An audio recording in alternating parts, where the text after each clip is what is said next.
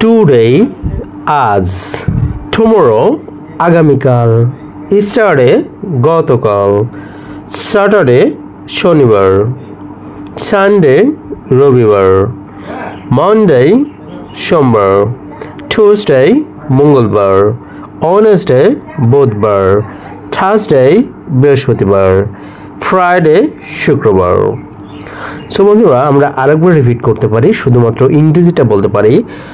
Today, tomorrow, ইস্টারডে, Saturday, Sunday, Monday, Tuesday, Wednesday, Thursday, Friday. এভাবেই কিন্তু আমরা ইংরেজিগুলো চর্চা করতে পারি।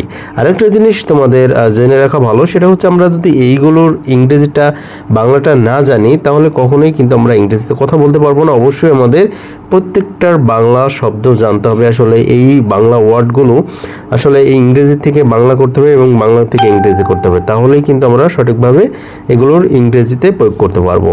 যাক বন্ধুরা, ভিডিওটা ভালো লাগলে অবশ্যই শেয়ার করে দেবেন। সবাই ভালো থাকবেন। আল্লাহ হাফেজ।